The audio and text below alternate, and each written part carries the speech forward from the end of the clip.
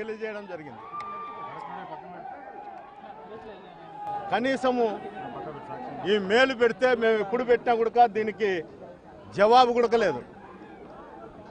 Local పోలీసులు వస్తారు, మీరు 5 గంటలకో 4 గంటలకో వస్తారు, మేము పండుకుంటే లేపి మీరు ప్రోగ్రాం చేసేదానికి వీలు లేదు అంటారు.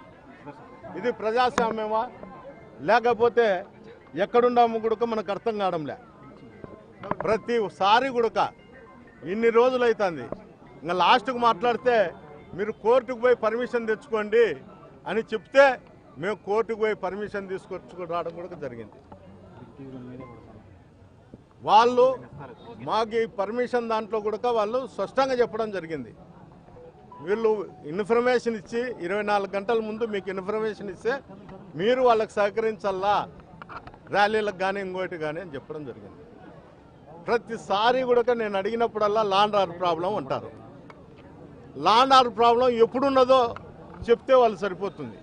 9వ తేదీ అంటే ఈ రోజుకు 4 రోజులైంది, 3 రోజులైంది. 3 రోజుల నుండి కూడా అప్పటి నుండి చెప్పరు. తెల్లారుజామున 5 గంటలకు వచ్చేది లాండ్ ఆర్డర్ ప్రాబ్లం అని చెప్పేది. అంటే అక్కడ స్థానికంగా ఉన్నటువంటి నాయకులు ప్రొవోకేట్ చేస్తే వీళ్ళు మా దగ్గరకు వచ్చేది చెప్పేది.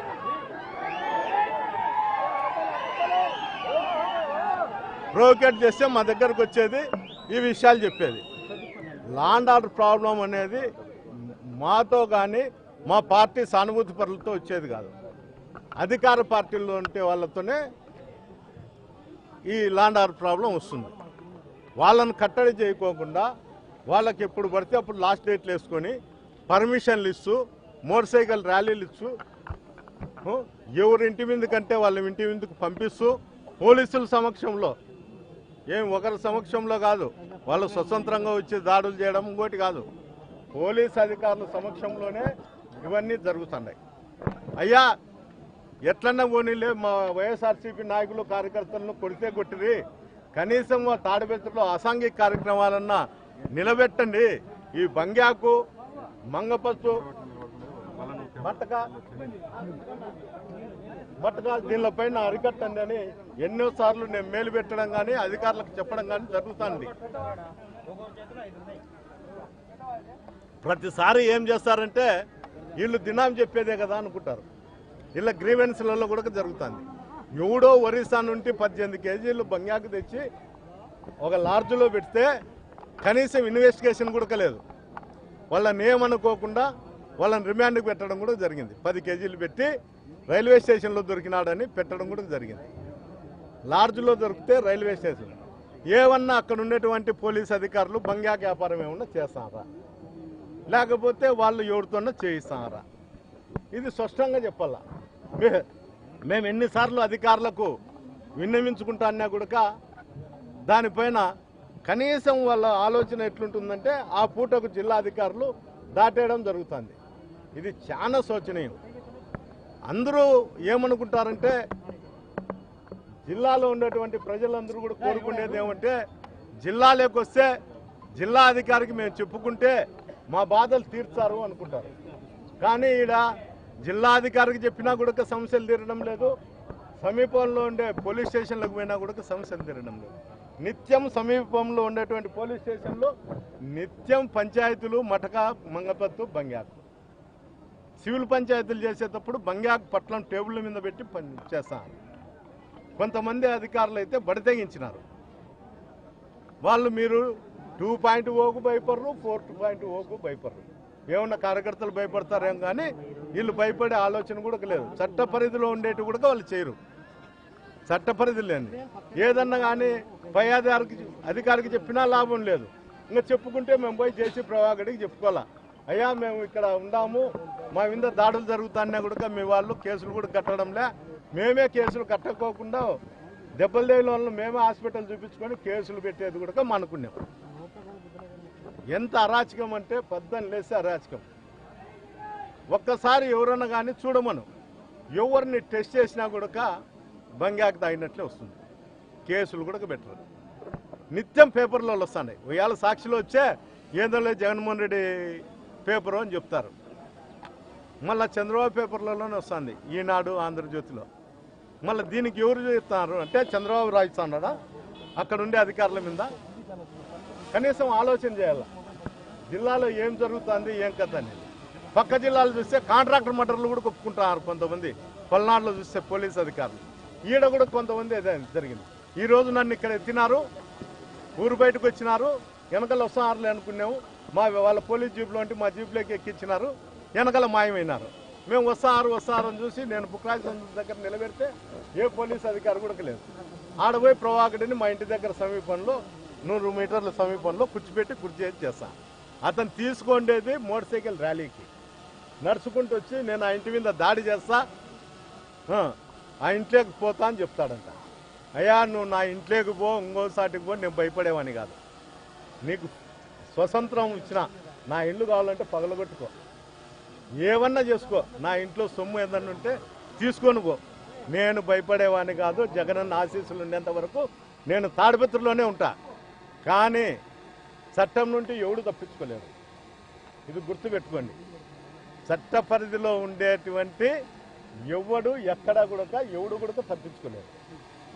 ఇది మటుకు నేను చెప్పేది అక్షరాల నిజం. ఇదే ప్రభుత్వాలు, ఇదే అధికారులు, ఇదే ఉంటుంది అనుకోవడం చాలా తప్పు. ఈ ప్రభుత్వం వచ్చినాక అధికారులు మేము ఉద్యోగం చేస్తూ ఉన్నాము, మేము స్వతంత్రంగా అనేదానికన్నా అధికార పార్టీ కన్సల్లోనే మేము నడుచుకుంటాము అంటారు. ఇది ఎంత నీచమైన సంస్కృతో ఒకసారి ఆలోచన చేయండి. ప్రధానంగా మీరు ఎస్పీ ఆఫీస్ దగ్గర ఈరోజు ఎందుకు ధర్నా చేస్తున్నారు? ప్రతిసారి నేను ఆయనకు వినియోగించుకోవడం జరిగింది, మేలు పెట్టినా దీనికి జవాబు కూడా లేదు. ప్రతిసారి నన్ను అరాజ్ చేస్తున్నారు అక్కడ ఉండే పోలీసు వాళ్ళు. నేను చెప్పిన కొంతమంది అధికారులతో నాకు ప్రాణ హాని గుడుకుంది, వీళ్ళు జేసీ ప్రవాడి కుటుంబంతో లాలూచిపడేని. అంతెందుకు ఈ మధ్యకాలంలో బైండోర్లు ఎక్కువ చేస్తున్నారు, ఓన్లీ వైఎస్ఆర్సీపీ వాళ్ళని. టీడీపీ వాళ్ళని చేయండి అంటే ఎవరన్నా కానీ తెలంగాణ వాళ్ళని తీసుకొని 4 చేస్తారు.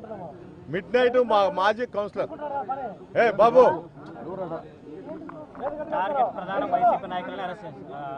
బైండోర్లో మిడ్ నైట్ వచ్చి మా ఇంటి వెనకలనే మాజీ కౌన్సిలర్ ఉంటే స్టేషన్కి తీసుకుపోయి గంట సేపు కూర్చొని సంతకాలు పెట్టి పంపించిన. అంటే మధ్యలో అక్కడ ఉండేటువంటి ఆ స్టేషన్ ఆఫీసరు లేకపోతే ఇంకోరు వీళ్ళు కాంట్రాక్ట్ తీసుకుంటారు. ఆ రోజు వర్కౌట్ కాలేదేమో అతను చంపలే. అంటే స్టేషన్ ఆఫీసర్లు కూడా కాంట్రాక్ట్ మర్డర్లు చేసే స్థాయికి వచ్చినారంటే పోలీసు వాళ్ళు ఏ స్థాయిలో ఉందో కూడా ఒక్కసారి ఆలోచన చేయండి. ఒక్కసారి కాదు, పదే ప్రతిసారి కూడా నాకు ఇంతవరకు ఈ ప్రభుత్వం వచ్చినాక ఒక్క ప్రోగ్రాం కూడా నేను చేయనీరు కూడా. ప్రతిసారి ల్యాండ్ ఆర్డర్ ప్రాబ్లం అంటే నేను హైకోర్టుకు పోయి తీసుకొచ్చినాయా, హైకోర్టుకు పోయి తీసుకొచ్చిన. మీరు పోయి కోర్టుకు ఏదన్నా పోయి తెచ్చుకోండి అని చెప్తే ప్రజాస్వామ్యంలో ఇంకో ఊరికి పోయేది కానీ పెళ్లిళ్ళకు పోకోకుండా ఎక్కడ పోకోకుండా నన్ను ఈ 2 సంవత్సరాలు నా ఇంటికి పరిమితం చేశారు, నా ఇంటికే పరిమితం చేసినారు. అంటే ఇక్కడ అధికారులు ఉండారా లేదా? రేపు పొద్దున్న నాలాంటి వానికి ఈ పరిస్థితి వచ్చే సామాన్యుని గ్రామాలు వదిలించేదానికి కూడా సిద్ధపడతారు. ఆయన మొన్న పెద్దోడుగురులోకి వచ్చి చెప్పినాడు, ఈ కాన్స్టిట్యున్సీలో పంచాయతీ ఎలక్షన్లు చేస్తే మీ అంతా చూస్తా అని. చూడని ఇంకేం చేస్తాం, మా చేతనైతే మా వాళ్ళందరికీ చెప్పి నామినేషన్లు వేయిస్తాము, లేకపోతే ఇట్లా వచ్చి ఎస్పీ గారినో కలెక్టర్నో వేసుకుంటాము. వీళ్ళు కూడా ఏం చెప్తారంటే ఆ లోకల్లో ఎమ్మెల్యేలో ఇన్ఛార్జ్లో లేకపోతే ఎవడో ఒకటి చెప్తే తప్ప వీళ్ళు చేసే పరిస్థితి లేదు. ఏమంటే మేము వాళ్ళ ఇంటి దగ్గరకు పోయి కూర్చోందును, నేను పోయి కూర్చుంటున్నాను అనుకో నా ఇంటి మీదకి వచ్చినాడు అంటారు. ఇప్పుడు కూడా మమ్మల్ని పోలీస్ అధికారులు వదిలిపెట్టరు, కేసులు పెడతారు. ఇటుకు వచ్చిన వాళ్ళ మీద రిమాండ్ పంపిస్తారు. ఆ స్టేషన్ ఆఫీసర్కి ఫోన్ చేస్తారు, తిట్టండి భయపడేయండి అని చెప్తారు. వైఎస్ఆర్సీపీ నాయకులు కేసులకు కానీ ఇంకో దానికి భయపడే ప్రసక్తే లేదు. మేమైతే చట్ట ప్రకారం చట్టకు లోబడే నడుస్తాము. చట్ట పరిధిలో ఏదైతే ఉంటుందో దాన్ని మేము అధికారులను నిలదీసేదానికి సంసిద్ధంగా ఉన్నాము. ఎవరికి అన్యాయం చేసినా కూడా ఎక్కడ ఏం జరిగినా కూడా ఖచ్చితంగా ఆ పోలీస్ స్టేషన్ పరిధిలో పోయి ఏ రెవెన్యూ కానీ పోలీస్ స్టేషన్ పరిధిలోకి పోయి ఖచ్చితంగా మాకు జరిగిన అన్యాయాన్ని దాన్ని ప్రొటెక్ట్ చేసుకుంటాం మా కార్యకర్తలు. ఇదైతే ఖచ్చితంగా చేసి తీరుతాము. ఇంకోటి ఏమంటే రెవెన్యూ అధికారులు కొత్త చట్టం నేను ఇంతవరకు చూడలే. నేను 20-30 ఏళ్ళ నుండి రాజకీయాల్లో తిరుగుతానే కానీ చిన్న కార్యకర్త నుండి ఈ రోజు వరకు ఎప్పుడు కూడా ఎంఆర్ఓ రిమాండ్ పంపించినే చూడలే. బైండ్ ఓవర్ చేస్తా అంటారు, భయం కోసం వదిలేస్తా అన్నారు. ఇప్పుడు బైండ్ ఓవర్ చేసి రేపు పంచాయతీ ఎలక్షన్లో లేకపోతే ఎంపీటీసీ ఎలక్షన్లో మున్సిపాలిటీ ఎలక్షన్లు వచ్చే అందరినీ లీడర్లను బైండ్ ఓవర్ చేస్తారు. వాళ్ళ కేసులు ఉండవు, ఏముండవు, ఎప్పుడు కూడా దాని మగం కూడా చూస్తున్నారు. అలాంటి వాళ్ళకి కూడా బైండ్ ఓవర్ చేసి మీరు బైండ్ ఓవర్ను వ్యతిరేకించినారు, మీరు ఇల్లీగల్ చేస్తున్నారు, గ్రామంలో బెదిరిస్తున్నారు అని చెప్పి ఓ పిటిషన్ కేసు పెట్టి 1 నెల రిమాండ్ పంపిస్తారు. ఇది ఎక్కడ న్యాయమయ్యా? ఎక్కడన్నా ప్రపంచంలో ఎక్కడన్నా జరుగుతుందా? ఏ రాష్ట్రంలోనూ జరుగుతుందా? తాడిపత్రిలో మాత్రమే జరుగుతుంది. ఇలాంటి అసాంఘిక కార్యక్రమాల మీద, ఈ దౌర్జన్యాల మీదనే ఇన్ని రోజులు మేము ఎస్పీ ఆఫీసును బిచ్చం అడిగినాం. అందరూ ఇంటింటి కాడికి ఆకలి అయితే బిచ్చం అడుగుతారో అట్లా మేము రాజకీయంగా ఉండి కూడా బిచ్చం అడిగినాం. అయ్యా మాకు న్యాయం చేయండి, మా పరిస్థితి ఈ విధంగా ఉంది, ఇది కథ అంటే ఎవరు చేయరు. న్యాయం చట్టం అనేది ఎస్పీ ఆఫీసు కలెక్టర్ ఆఫీసుల దగ్గరనే లేకపోతే ఎక్కడ దొరుకుతుందో ఒకసారి చెప్తే డబ్బు పెట్టుకునేది అయితే 50 కొనింది. మా కార్యకర్తలతో మంచిగా 1000-2000 ఇప్పించుకొని 50 కొనింది. అది ఏడ దొరుకుతుంది? పోలీసు ఆఫీసర్ల దగ్గర, కలెక్టర్ ఆఫీసుల దగ్గరనే దొరికేది. ఇంకా వాళ్ళని మాకు మాట్లాడే అంత పరిస్థితి అయితే లేదు. ఎంతసేపు ఉన్నా రిక్వెస్ట్ చేసుకునే మేము ఉండాలి.